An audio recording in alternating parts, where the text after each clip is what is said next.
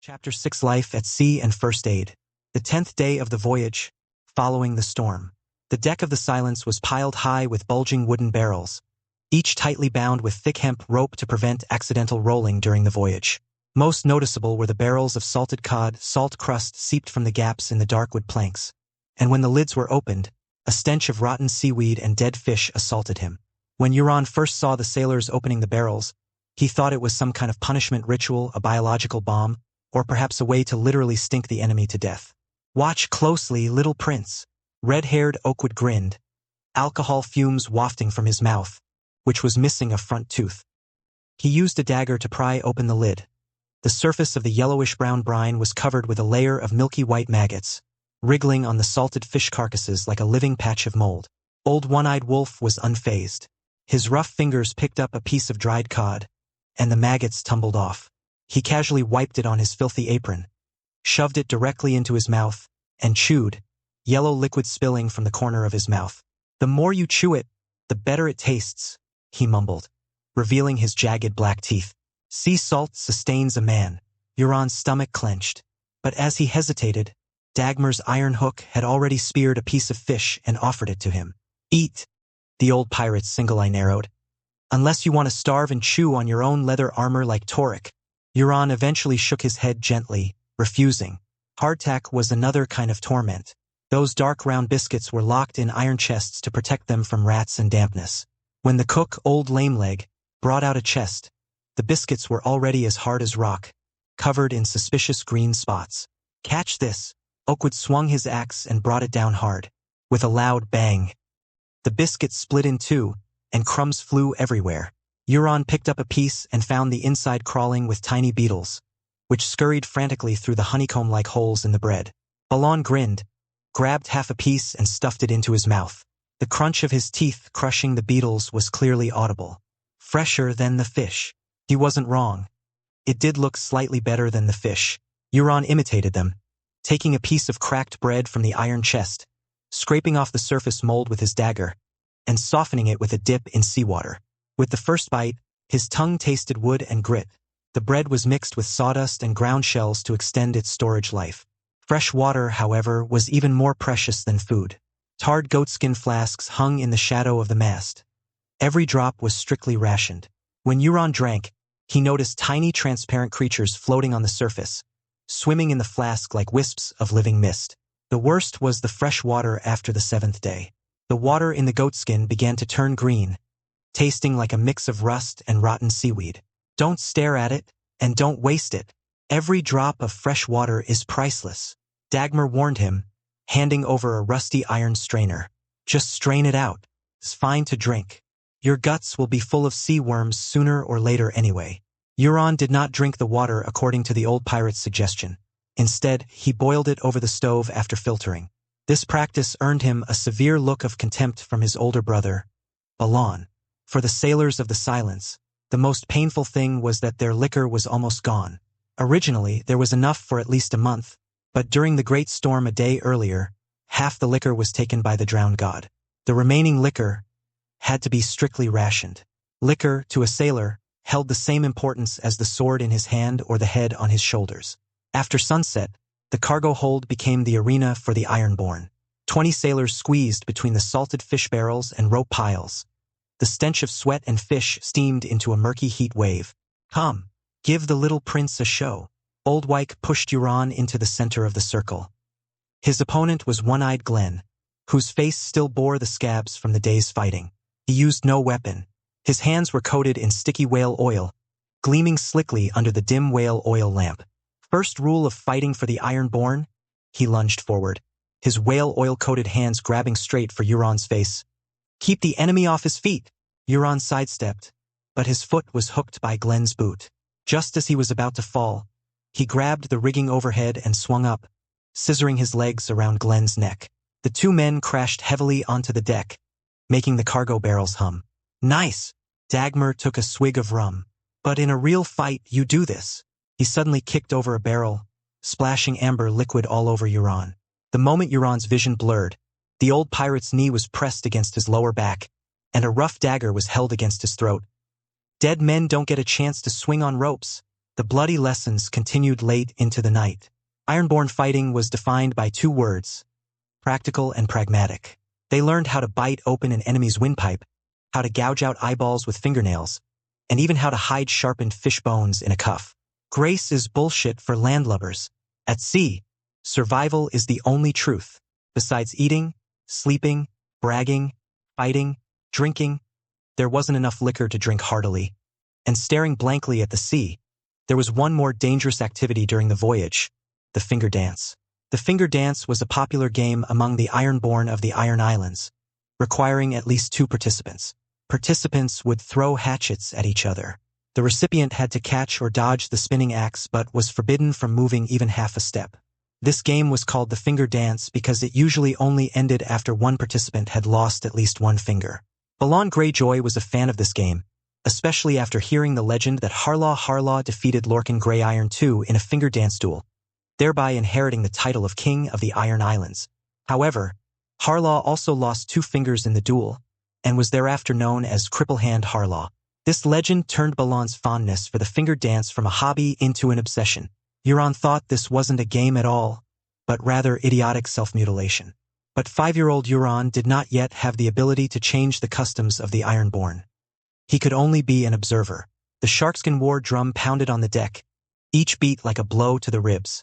"Let the drowned god witness the brave," Dagmar roared, slamming the drumstick down. The Sharkskin war drum vibrated, hurting their eardrums. The sailors used whale oil to draw a circle 5 paces in diameter. Balon Greyjoy and Split-Finger Hawk stood opposite each other, their throwing axes gleaming with a mercury-like cold light under the moonlight. When Dagmar's drumstick struck for the 3rd time, the duel erupted. Balon pulled his right arm back like a catapult. The moment his torso twisted, the hatchet became a horizontal silver arc, shooting straight toward Hawk's chest. Euron clearly caught the airflow torn by the rotating axe blade. This was not a game, but a killing strike aimed at a vital point. Hawk's one-armed body burst with surprising resilience. He spun rapidly, using his left foot as an axis. The axe blade skimmed past his leather cuirass, kicking up a streak of sparks.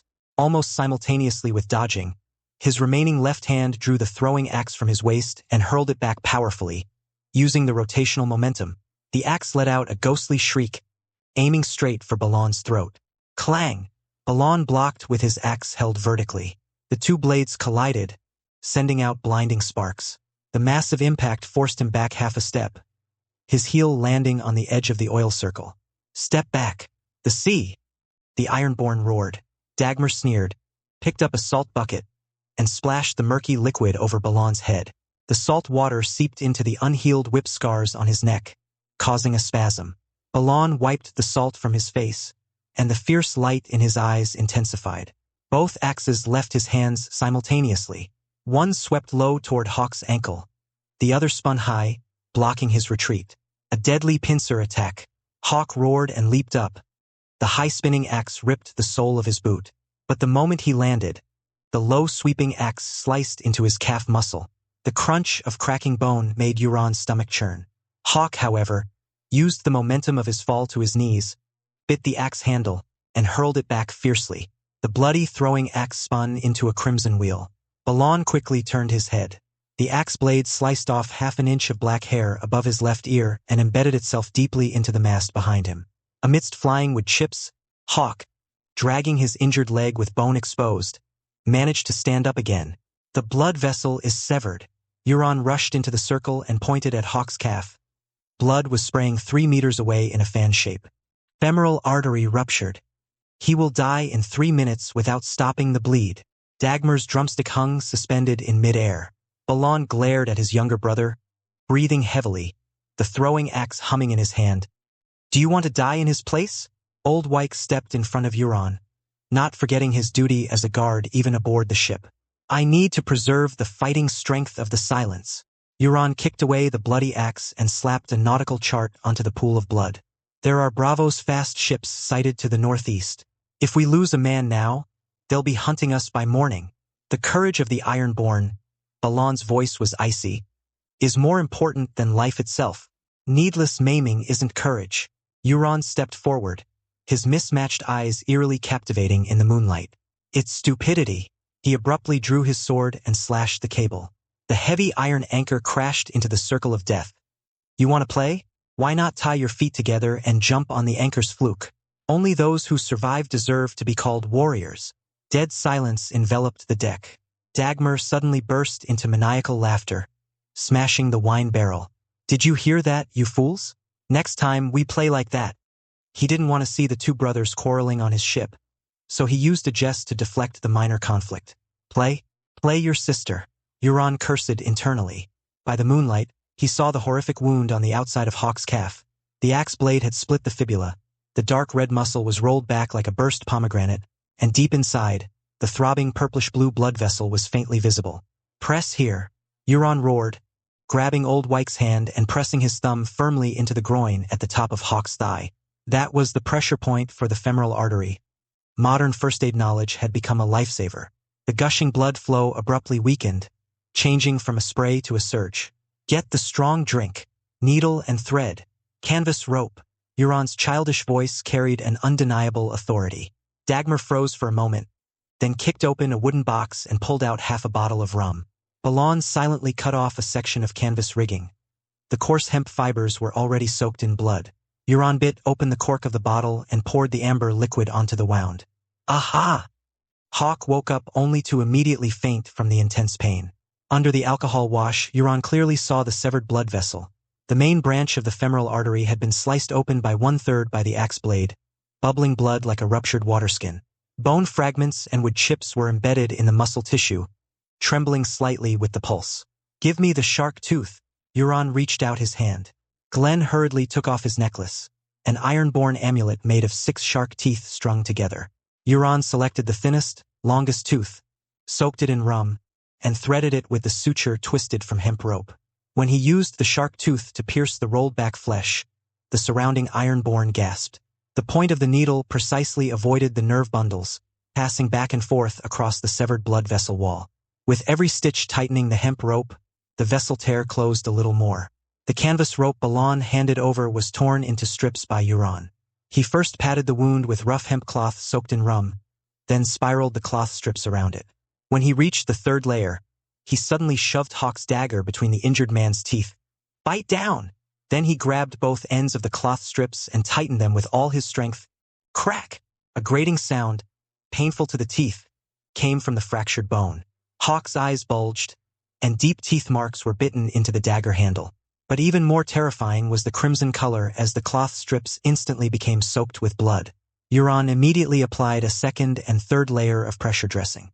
When the 7th layer of cloth strips was tightened, the bleeding finally stopped. Euron chopped 2 oars in half and whittled them into splints with his dagger. Glenn contributed his last remaining foot wraps to serve as bandages. When the splints were tied, Euron elevated Hawk's injured leg, resting it on a rum barrel. Under the moonlight, the injured man's face, gray from blood loss, finally showed a flicker of life. Dagmar squatted in the pool of blood, his single eye staring at the intricate splint. Where did you learn that? The drowned god taught me in a dream. Euron wiped his bloody hand across his face, his mismatched eyes gleaming eerily in the moonlight. He chuckled. Do you believe me? Dagmar was half skeptical, but Balon snorted coldly from the side. I believe. In hell you do. Last month, Vincent Rain fell off Blackwater Cliff and broke his leg. A female healer from the north sawed off his bad leg, and that's exactly what she did to stop the bleeding afterwards. That brat was watching the whole time, enjoying the spectacle. He probably just copied what he saw. Chapter 7. The First Battle of the Havoc. The 12th day at sea. The fierce midday sun baked the deck of the Silence, causing the pitch in the seams to sizzle. Euron was squatting at the bow, using the method Dagmar had taught him to observe the cloud patterns, when suddenly the lookout's crow call echoed from the crow's nest. Sail! 30 degrees to port. Euron jerked his head up, seeing the gilded figurehead of the Silver Swan, shimmering blindingly in the distance. He squinted his heterochromatic eyes. The jet black of his left eye and the icy blue of his right simultaneously caught the anomaly. The draft of this Braavos merchant ship was unusually deep, and the chaos on the deck seemed too deliberate. Prepare for boarding. Balon's roar was filled with bloodthirsty excitement. He tore off his leather armor, revealing his scarred chest, his long sword gleaming coldly in the sunlight. The surrounding Ironborn grabbed their weapons, axes and harpoons beating out a chilling rhythm on the deck. A sudden sting shot through Euron's fingertips. His blood instantly boiled, and the original plot details surged into his memory like a tide. He recalled the common trap used by the Braavosi, warships disguised as merchant vessels. Wait! Euron grabbed Balon's wrist. The 5-year-old child's hand was less than half the size of an adult's, yet it was surprisingly strong. This isn't right. Braavosi never. Before he could finish, the side planks of the merchant ship crashed down, revealing 10 cold, gleaming ballistae. In Euron's vision, time seemed to stretch. He saw the crossbowmen drawing the strings, saw the cold light reflecting off the steel bolts in the sun, and even saw the slight tremor of the fletching in the air. Take cover! Dagmar's roar sounded simultaneously with the tearing sound of the first volley. A 3-foot-long steel bolt pierced the chest of the oarsman next to Euron, pinning him to the mainmast with a spray of flesh and blood. The man was not yet dead, his hands grasping futilely at the bolt shaft in his chest, pink foam spraying from his mouth and splashing onto Euron's face. Euron's mind went blank. Warm blood slid down his cheek, the salty, metallic smell filling his nostrils. His legs shook uncontrollably, but a more primal instinct took over his body. When the second wave of arrows struck, his body had automatically rolled behind a pile of ropes. Balon! Engage starboard! Dagmar's roar came from afar. Peering through the ropes, Euron saw his elder brother leap onto the enemy ship like a beast. Balon's long sword carved a deadly arc. A Braavos mercenary wearing a bronze mask raised his scimitar only to have half his head split open. Brain matter traced a stark white arc in the air, splashing onto the gilded gunwale, shimmering eerily in the sunlight. Kraken pup! To your left! Old Wyke's shout made Euron turn sharply. A captain wearing a silver nose ring was rushing toward the barrels with a torch, his vicious grin clearly visible. In Euron's vision, the flickering flame was magnified infinitely. The path of the fire tongue licking the air was clearly discernible. Time seemed to freeze. Euron felt his heartbeat was alarmingly loud, the sound of blood rushing through his veins like a tsunami. His right hand automatically reached for his waist, drawing the dagger Dagmar had given him. A lethal weapon longer than his forearm, yet feeling weightless at that moment. Die, Ironborn bastard! The silver-nosed man roared. Euron's body reacted before his mind. He ducked and rolled, avoiding the flying torch, while his right hand stabbed out with the dagger like a viper. The sharp blade precisely sliced into the tendon gap of the opponent's knee. The silver-nosed man's shriek and the hiss of the torch hitting the sea sounded simultaneously. Ah, you little brat. Euron didn't give him a chance to finish. Using the momentum from his roll, he rose, grabbed a harpoon from the deck with his left hand, and drove it into the man's throat with his full weight. The sound of the harpoon penetrating the windpipe was dull and wet. The silver-nosed man's eyes bulged, and blood poured from the corners of his mouth. This was Euron's first kill. The stench of blood was suffocating. He looked down at his blood-soaked hands. Strangely, he didn't feel sick, but rather a strange sense of satisfaction. The jet black of his left eye seemed to deepen, as if it could absorb all the surrounding light. Watch your back! Dagmar's warning made Euron spin around. A bald giant was charging, swinging a chain mace whose head was still smeared with brains and bone fragments. Euron instinctively leaned back. The mace whistled past his nose, the rush of air stinging his cheek. Euron's gaze automatically locked onto the man's slightly stiff left leg. He grabbed a handful of scattered salt from the deck and flung it at the giant's face. The instant the man closed his eyes, the dagger precisely stabbed into an old wound on his left knee. Ah! The giant fell to his knees, his chain mace flying out of his grasp. Euron didn't hesitate. He stepped onto the man's back, gripped the dagger hilt with both hands, and plunged it downward with his full weight. The blade pierced the leather armor and slipped into a gap in the spine. The giant's scream cut off abruptly. His body convulsed violently a few times like a fish pulled onto shore, and then went still. The fighting on the deck had reached a fever pitch. Balon and a red-bearded mercenary wrestled in a pool of blood. Both their weapons had been knocked away, and now it was purely a savage struggle. Dagmar was surrounded by 3 mercenaries. His battle axe was already chipped, but every time he swung it, a limb flew. In the bloody boarding battle, the Iron Islands warriors displayed their unique fighting style. Euron leaned against the broken gunwale, panting as he observed this brutal yet efficient art of killing. Ironborn, let them taste old way. Dagmar's roar was like thunder. This old pirate's fighting style was the most typical Ironborn style. He held a short-handled battle axe with spikes cast into the back in his left hand, and a serrated dagger in his right. Each attack was continuous like the tide, with no fancy move, only the most direct and lethal hacks. When the first Bravo's mercenary raised his shield to block, Dagmar's axe smashed hard onto the shield face, jarring the opponent's arm, and immediately his right-hand dagger plunged beneath the shield into the enemy's abdomen. "Watch closely, boy." Wick didn't forget to instruct Euron even in the thick of the fight. Ironborn don't use knightly tricks. He sidestepped a thrust, slammed his shoulder hard into his opponent's chest, and both men tumbled onto the deck. The instant they fell, Wick's headbutt shattered the man's nose, and he immediately bit the enemy's ear, savagely tearing off a piece of flesh. This utterly barbaric fighting style both shocked and fascinated Euron. He noticed that the Ironborn generally used short weapons, battle axes, scimitars, harpoons, and almost no longswords. These weapons were much more flexible on a narrow deck. During their time sailing, the sailors had taught Euron how to fight, and Euron had a basic understanding, but none of it equated to real killing. "A long sword is a hindrance on a ship." Balon's voice came from the melee, confirming Euron's observation. His elder brother was fighting with a scimitar. The blade was shorter and thicker than the common Westeros style, with a serrated back. Every one of Balon's swings carried the rhythm of the waves, his body naturally adjusting its balance with the rocking of the ship. When a mercenary thrust his sword, Balon didn't retreat. Instead, he advanced toward the blade, parrying with the scimitar while drawing the flaying knife from his waist with his left hand and stabbing it upward into the opponent's chin. Close-quarters combat was what the Ironborn excelled at. Euron saw Old Wyke even discard his weapon, opting to punch the enemy directly with his iron-knuckled fists. The old sailor, who was missing 2 fingers, aimed every punch at the eyes, throat, and groin. There are no rules fighting at sea, only life and death. He spat out a broken tooth and shouted with laughter.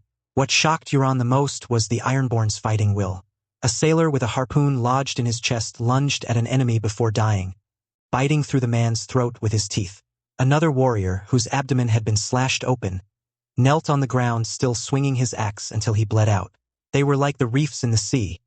No matter how the wind and waves battered them, they would leave you battered and bloody. "Remember, boy," Dagmar gasped between breaths during the fight, "Ironborn don't fear death, because the drowned god grants us rebirth." He spat out a mouthful of bloody foam. "But we must make the enemy fear death." Saying this, he grabbed a wounded mercenary, and amidst the man's horrific screams, he gouged out an eyeball and shoved it into the man's mouth. This cruelty was not just for killing. It was psychological warfare. Euron noticed that the mercenaries who witnessed the scene clearly began to flinch, while the Ironborn grew even more frenzied. They let out seagull-like shrieks, diving onto their prey like a school of bloodthirsty piranhas, fully embodying the Ironborn fighting creed. "I may not live, but I will ensure you die." When one mercenary turned to flee, Euron instinctively grabbed a fishing net from the deck and threw it. The moment the target was ensnared, he lunged forward, stabbing repeatedly with his dagger until the man stopped struggling. Only when he stood up did he realize he was letting out the same seagull-like victory shriek as the other Ironborn. After the battle, Euron looked at his bloodied hands and gained a deeper appreciation for the Iron Islands' philosophy of survival. At sea, elegant swordsmanship was meaningless. Only the most savage, most direct, and most fearless warriors could survive. It was like waves crashing against a reef. Either the reef is worn down or the wave is shattered. Euron suddenly noticed something strange about the cabin. The cold gleam of iron chains was visible through the cracks of the jewelry boxes that had been hastily abandoned. He risked moving closer and pried open one box with his dagger, immediately gasping. It was filled with shackles and chains. He faintly heard heavy breathing coming from the hold below, and the blood from the deck had all seeped down. Euron knocked on the deck with his hand, producing a clear sound.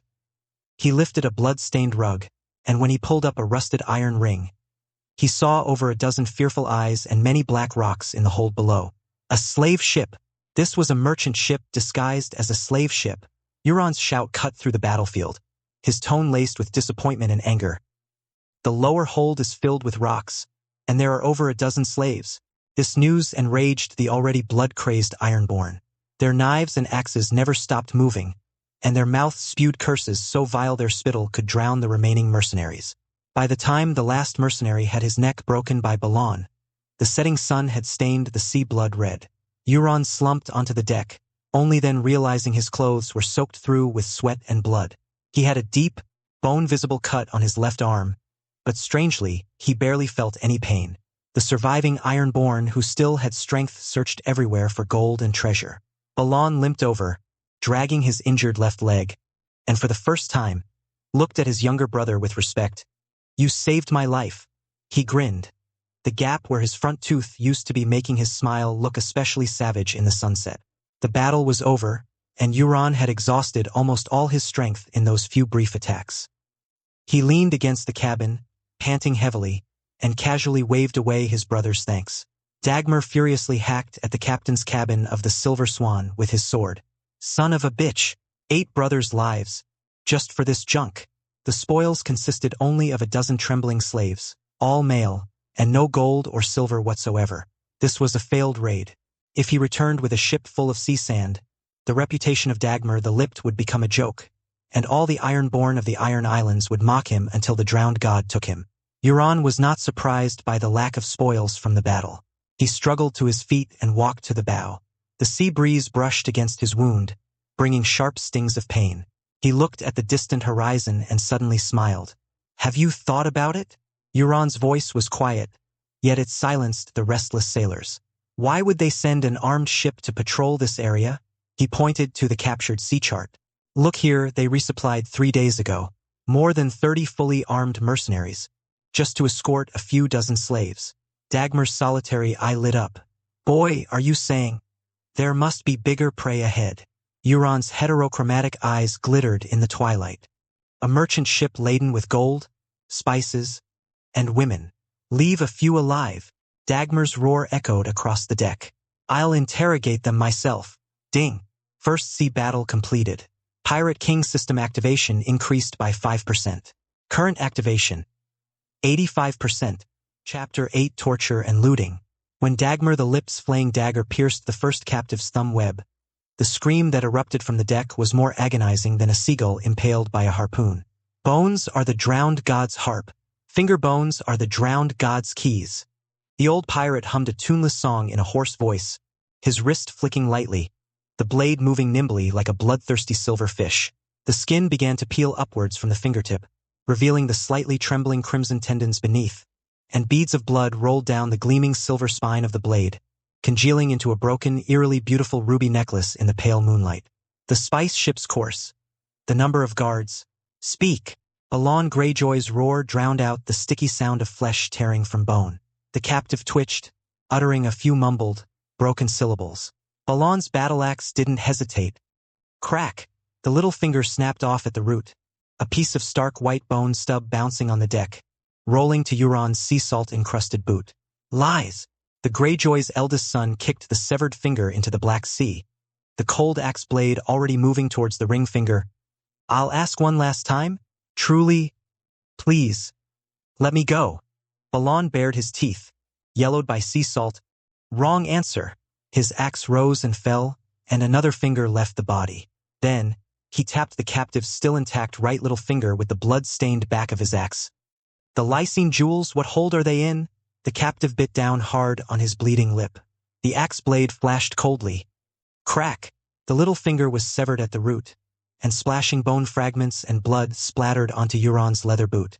The intense pain finally broke the dam of his will, and the captive shrieked. "Port side! Second cargo hold on the port side." Euron, who had been watching with cold eyes, finally moved. He extended the tip of his boot and pointed to an old arrow wound scar on the captive's right shoulder. "This mark left by a 3-bladed arrowhead. You've sold your life for money, you've been a mercenary." He leaned down, grabbed a handful of wet, rusty iron filings mixed with salt, and mercilessly pressed them deep into the old wound, grinding against the new flesh and old scar. A mercenary's eyes are on the blade's edge, most concerned with life and death, victory and defeat. So he must know how many warriors on his side can wield a blade. How many exactly? Under the crushing weight of precisely applied agony and fear, the captive completely broke down. 9!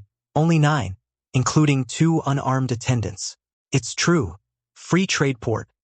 They fly the flag of bravos." The third captive muttered incoherently, his mind having snapped. 2 hours later, the intelligence extracted from the 3 captives, interrogated separately, was like driftwood washed ashore by waves, finally piecing together a complete and enticing picture. 2 merchant ships, laden with rare Tyroshi spices, the softest Myrish silks, and Lycene jewels that captivated countless nobles, with laughably weak escort. Only 9 men. Dagmar licked the semi-congealed blood from his dagger, his eyes, blood-red with greed and slaughter, fixed intently on the inky black horizon to the northeast. By moonset tomorrow night, they will pass through Widow's Canyon. Did you all understand? Euron's voice was low and calm. He even offered a little stale fresh water to the 3 barely alive, disfigured captives. He half-crouched before them, the moonlight casting half of his face into deep shadow, the other half cold as a statue. Tomorrow night at moonset, Widow's Canyon, 2 ships, 9 men. If this intelligence has even a single error, if any unforeseen event occurs during this hunt. He paused, his voice laced with a chill more biting than the ice of the North Atlantic. I swear by the drowned god, you will regret immensely why you didn't spill your guts and tell the truth now. They will start by flaying, then slowly slice off your flesh, piece by piece, and finally tie you to a sea rock, letting the rising tide take days and nights to slowly gnaw away at your exposed bones. His tone subtly shifted, taking on a hint of almost merciful persuasion. But if all goes well, perhaps you might even keep your lives. You must already know my name and identity. On these seas, it is very difficult for death to take someone I want to protect. So, now, think carefully again. Is there anything useful you forgot to mention? Extreme fear can sometimes wring out the deepest secrets. After a brief, deathly silence broken only by the whimpering of the waves, a voice as faint as a wisp of chi squeezed out. Wildfire. Wildfire, that was a creation older and more lethal than wildfire, extremely flammable like liquid fury from hell. Long ago, some merchant ships sailing on the edge of a knife would secretly stock a few barrels, hidden in the most secluded bottom hold, to be used as a last bargaining chip or a weapon for mutual destruction in desperate situations. But its raw materials were rare, and the art of its preparation was held tightly by a very few people called pyromancers. Now, those pyromancers had long been kept by the Mad King of Kings landing with the wealth of the entire realm. Who would have thought that such a dangerous secret was hidden on this seemingly ordinary merchant ship? Balon and Dagmar the Lipped exchanged a sharp glance, and the air instantly filled with a new, more dangerous scent of greed. Then, both their gazes turned to Euron in unison. In their eyes was undisguised admiration and awe, like beasts discovering larger prey. 14th day of sailing, the night was inky black. As the last sliver of moonlight was swallowed by the churning dark clouds, silence, like a sea serpent cloaked in black scales, silently glided into the jagged reef clusters. The ship's hull almost merged with the roaring darkness, only the peeling paint on the figurehead occasionally glinting faintly in the spray. Euron Greyjoy lay behind the figurehead, his nose catching a faint, unusual scent in the wind, the warm sweetness of nutmeg intertwined with the heavy melancholy of sandalwood, a luxurious aroma utterly out of place with the salty tang and faint scent of blood in the sea breeze. His lips silently parted in a grin, like a shark that had scented death. The merchant fleet was oblivious. They sailed slowly into the maw of death like docile lambs. On the deck of the lead ship, under the dim yellow glow of 2 lanterns, 2 guards were shoving and playfully cursing each other over a deflated wineskin. Their voices were shredded by the roar of the waves, their eyes clouded, never dreaming that in the shadows of the dark reefs on either side, the horn strings of 12 longbows had been drawn into cold full moons. Fire!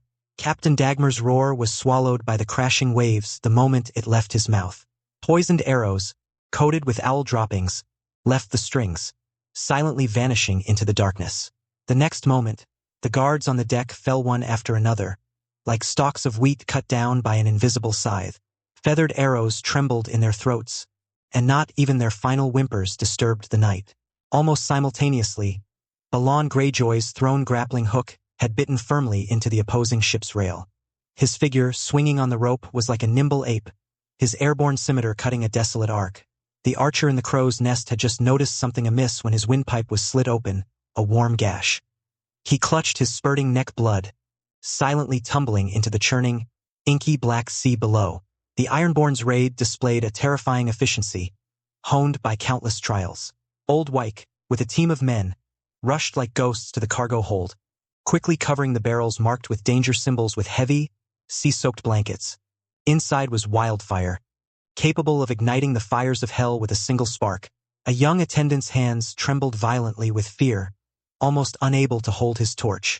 Old Wyke did not hesitate, a backhand strike, and the young head, with a look of astonishment, rolled onto the damp deck. On the other side, Glenn's flaying knife precisely found the helmsman's ankle, the tip of the blade lightly flicking, the subtle sound of tendons snapping drowned in the clamor. The helmsman, who once controlled the direction, now slumped like a heap of mud.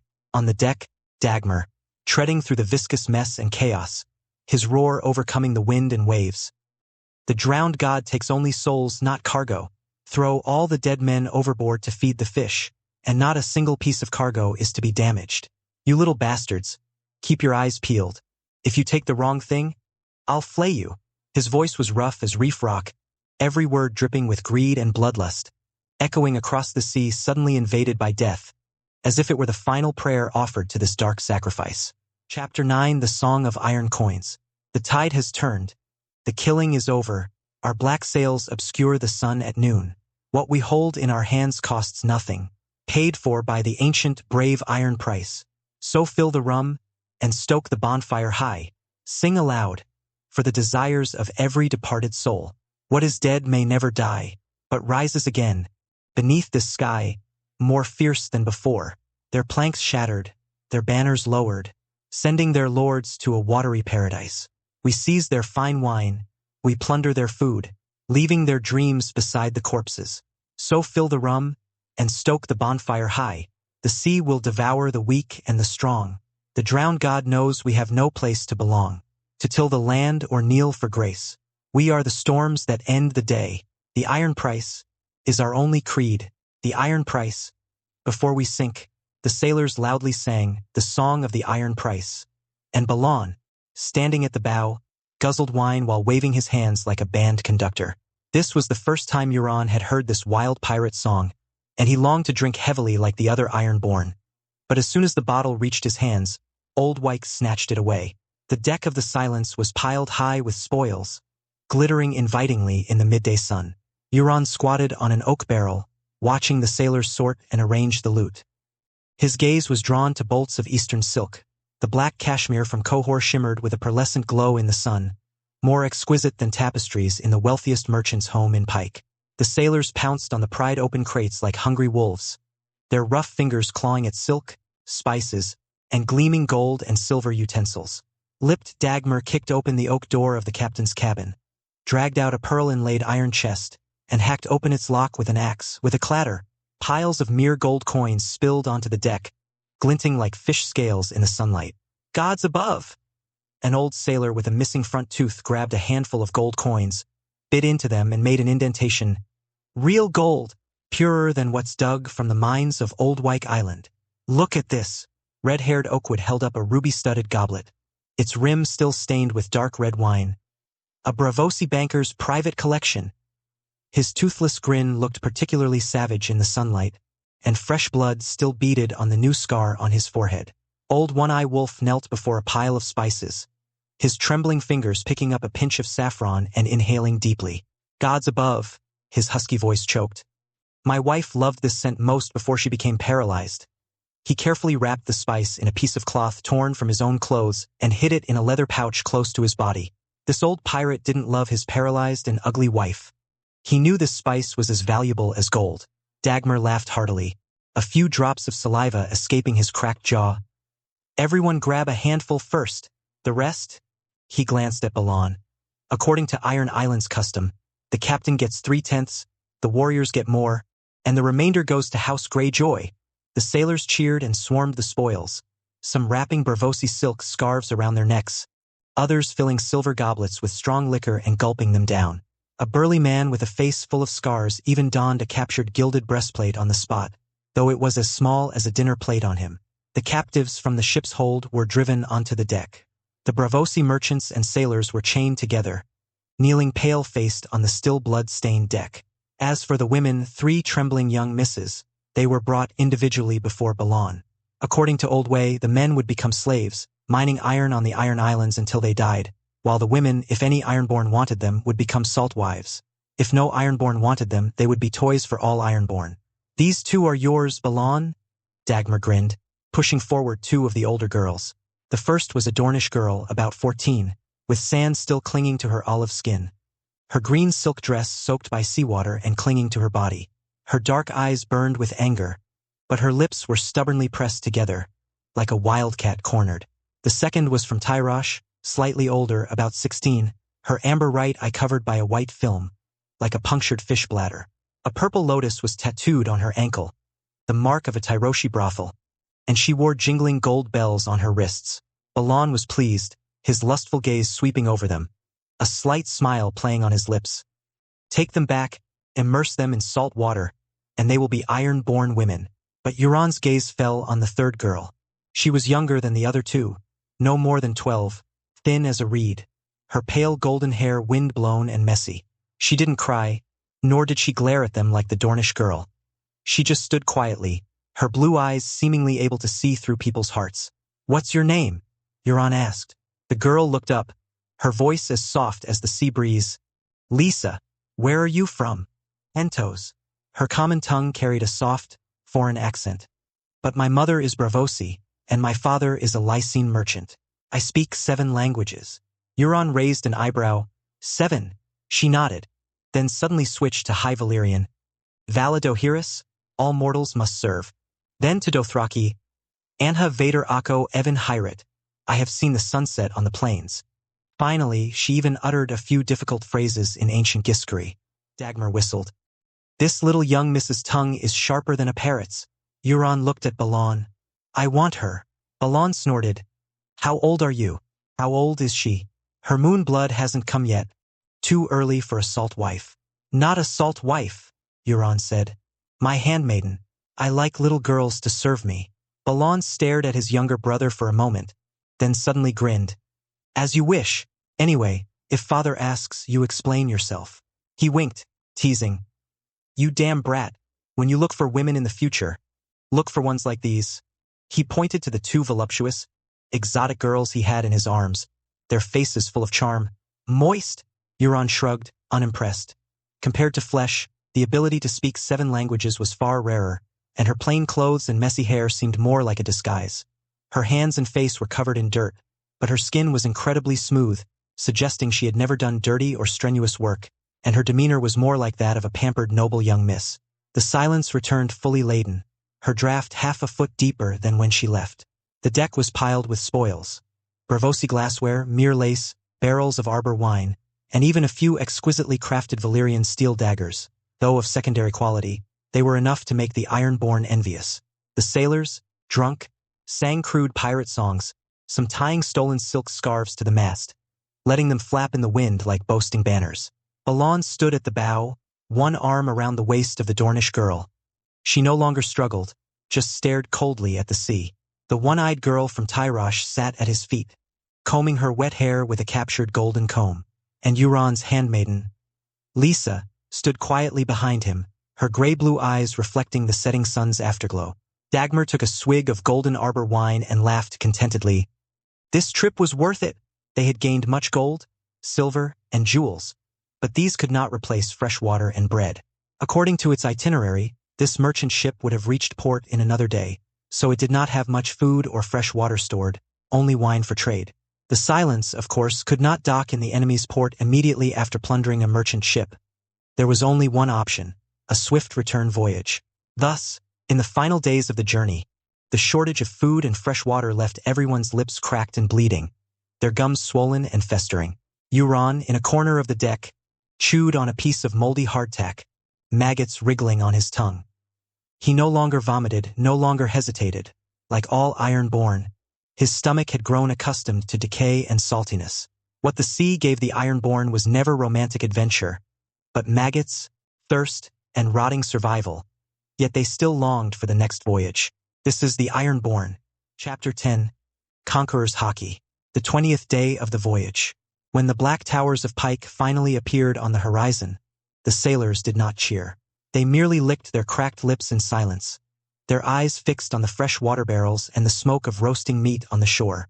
Euron stood at the bow, watching Lisa wipe the dragonglass compass with a black cloth embroidered with gold thread. This was the loot Dagmar had secretly tucked away for him. The young girl's fingers were slender and nimble. As she murmured in High Valyrian, a faint blue light emanated from the compass's edge. She says it's a beacon of blood and fire. Dagmar's single eye flickered in the twilight. Little prince, you've found a treasure. The waves gently caressed the hull. The wound on Euron's shoulder had already scabbed over. He looked at the emerging silhouette of Pike, knowing this voyage had changed something forever. Perhaps the future of the Iron Islands, or perhaps his own destiny. 20 days of long-distance sailing had finally fully activated the Pirate King system Euron had been longing for. Pirate King system bound to host Euron Greyjoy, synchronizing world laws, adapting to Lomagic plane, loading complete. For every set amount of integration points consumed, free attribute point rewards will be obtained. 100/200/400/800/1600/3000 remaining free attribute points 0.0 out of 100. Basic reward. Datafied character panel values in are the standard for a normal adult male in Westeros. Strength 4, 10 child's body, punch power weaker than a wild dog. Agility 6, 10, balance tempered by the sea breeze. Stamina 4, 10, old rib injury dragging down blood oxygen levels. Spirit 12, 10, soul fusion breaking through the threshold. Leadership 8, 10, drowned god's aura beginning to coalesce. Charisma 9, 10, bewitching power of heterochromatic eyes plus legend of the son of the drowned god. Luck C, AF, F is terrible, A is excellent. Special attribute, full of variables. System activation reward, Conqueror's Haki, LV.1, passive. Cannot be actively controlled. Only released unconsciously through the eyes or the whole body during intense emotional fluctuations, such as anger, fear, or life-threatening crises. Spiritual deterrence / repelling the weak, upgrade to LV.2, 2000 integration points. Euron was somewhat pleasantly surprised, yet also a bit disappointed. The surprise was obtaining the rarest ability in One Piece, Conqueror's Haki, which represents the aptitude to be a king.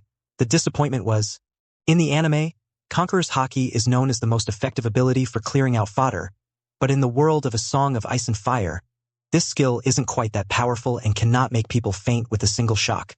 However, the LV.1 appearing afterward means this ability can be upgraded, holding infinite possibilities for the future.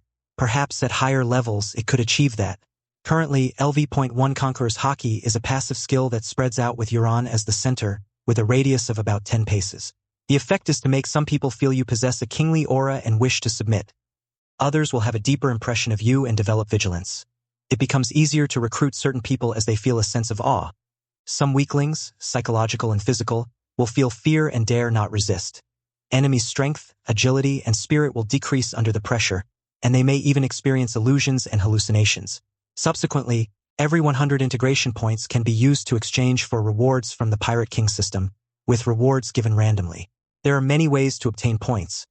Exploring new continents, such as Sithorios, discovering new races, children of the forest / others, first time eating special foods, defeating famous figures, points awarded based on strength levels, etc. Rewards could be skills, talents, or items.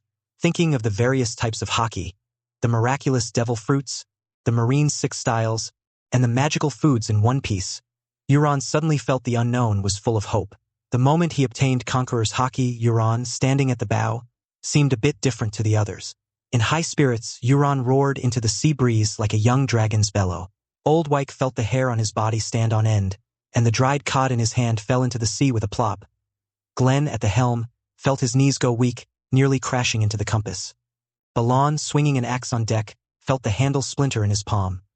Dagmar's eyes reflected a surging phantom of Euron. In the twilight, the silhouette of a 5-year-old child distorted into a giant wearing a coral crown, his trident pointing straight at the smoking sea. Exploration. Discovered the Sunset Sea of Westeros. Obtained 80 integration points.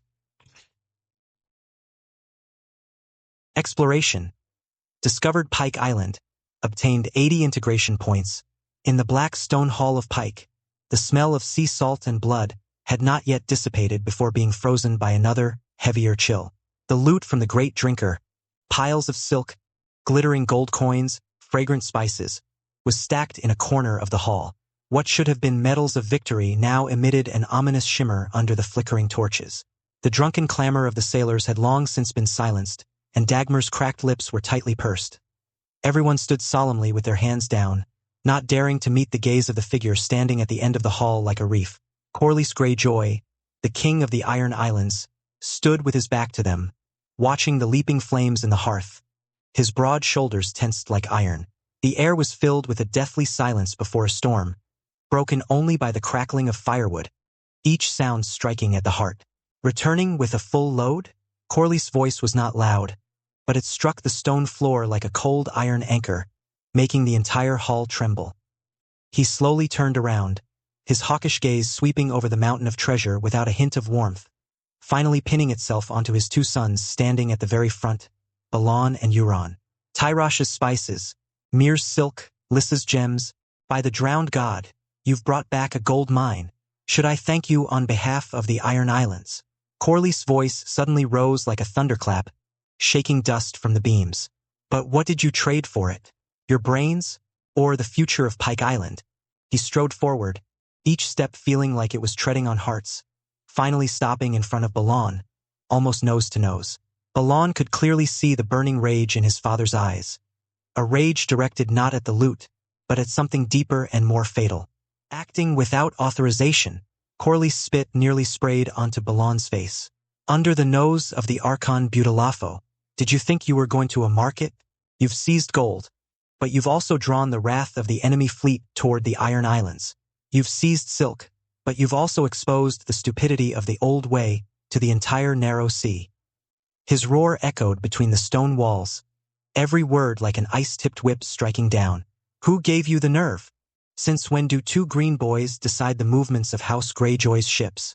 Every piece of gold you've brought back might have to be paid for with the blood of the Ironborn. Every bolt of silk you've brought back might become a shroud. His gaze swept over Euron, bone-chillingly cold. Cleverness used in the wrong place. You thought prying open the mouths of a few captives would make everything fine? You thought the warning of Ghostfire was enough to avoid all risks? Stupidity. The real risk is the fuse you've lit. Having finished his tirade, Corlys took a deep breath. The suppressed silence was even more suffocating than the roar. The moment of punishment had arrived.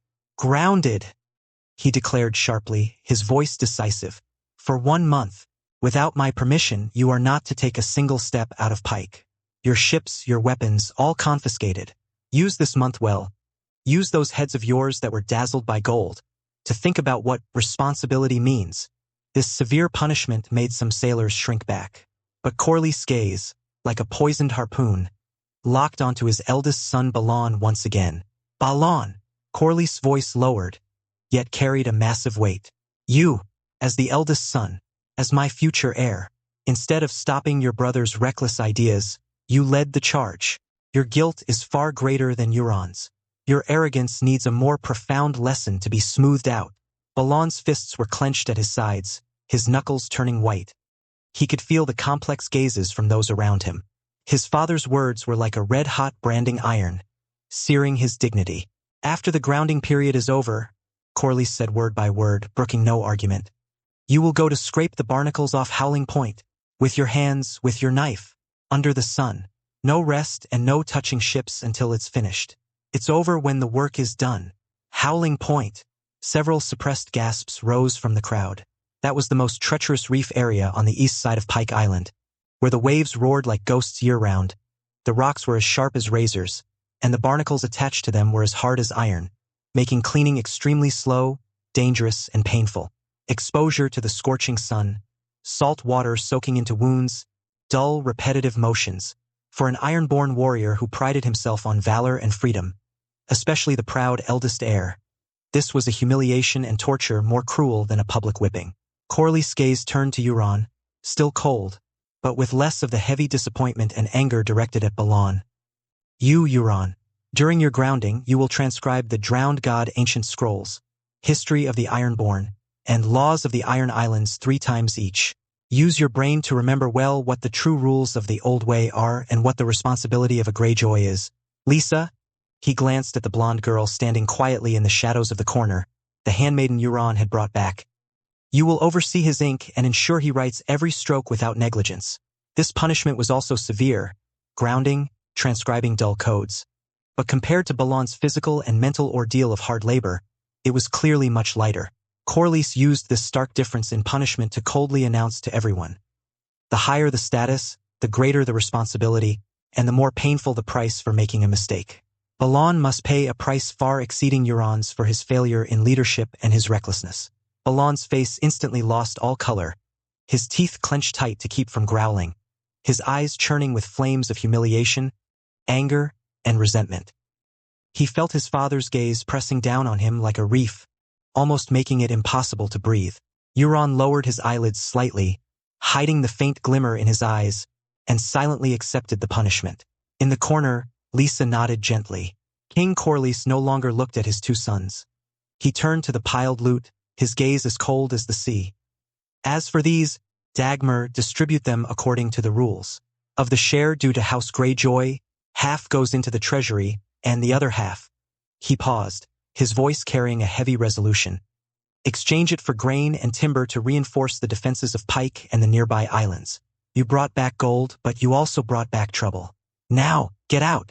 The sailors felt as if they had been granted a general amnesty, almost holding their breath as they slipped out of the oppressive black stone hall along the walls. The heavy oak doors closed behind them with a thud, cutting off the cold fury within the hall from the slightly salty air of freedom outside.